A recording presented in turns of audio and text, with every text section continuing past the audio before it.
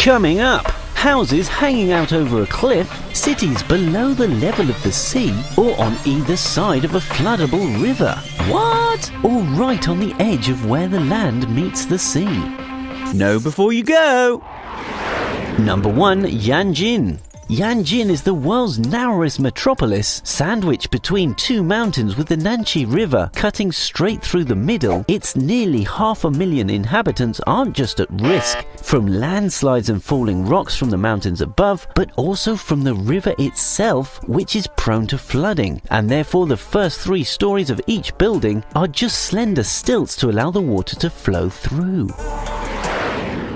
Number 2. Hanging houses. Las Casas Colgadas in Cuenca, Spain, overhang a cliff about the river Huecar. Built between the 15th and 16th century, no one knows how many hanging houses originally existed, but by 1920 only 8 still survived. Today, thanks to the characteristics of the terrain and the effects of time and the elements, just 3 remain standing. In 2021, a landslide occurred and the main pedestrian access to the houses collapsed. Fortunately, there were no casualties because no one was on it at the time it collapsed.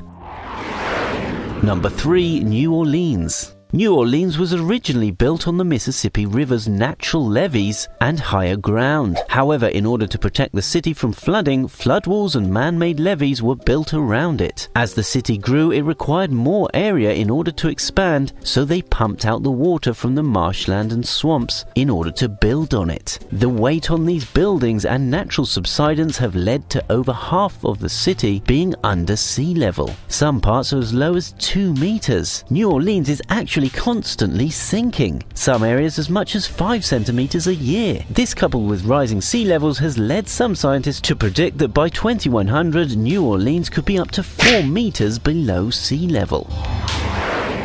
Number 4. Polignano Amare.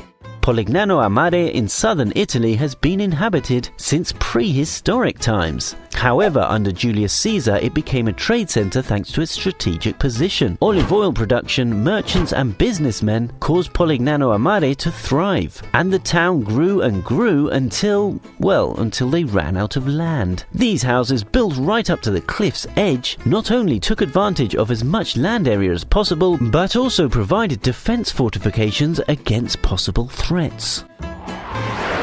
Number 5. Bonifacio. Bonifacio is one of the oldest cities in Corsica, and it kind of looks like someone wanted a beachfront town and didn't care that there wasn't a beach. Built 70 meters above the Mediterranean Sea on an overhanging cliff, it certainly looks like a dodgy place to live, especially because the stone beneath it is limestone, which is easily eroded by the salty water and sea breeze. Number 6. Santorini. I know what you're thinking, Santorini isn't built on the edge. And you're right, it isn't built on the edge of the island. The island itself, on the other hand, is on the edge of a volcano. In 1956, Santorini suffered a devastating 7.5 magnitude earthquake that caused major damage to almost half its buildings. But earthquakes aren't the only danger. Santorini has had at least 12 major eruptions, including the Thera eruption, which happened around 1600 BC and was one of the largest volcano eruptions in recorded history. And if that wasn't enough, Santorini also is just 8 kilometers away from Colombo, the largest in a line of about 20 submarine volcanoes.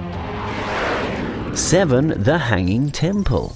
The Hanging Temple of Hengshan Mountain in China isn't a city, but it's definitely right on the edge, and it's pretty amazing, so we've included it. It was built over 1,500 years ago and is anchored to a cliff face 50 meters above the ground and beneath a natural rock overhang formed by the peak of Hengshan Mountain. It is 32 meters long and has 40 halls, 2 pavilions, and a 10-meter bridge connecting the two. The rock overhang and the mountains surrounding it didn't just protect it from bandits, but also protected it from the elements, and so it is remarkably well preserved. Would you live in any of these places? Comment below before you go.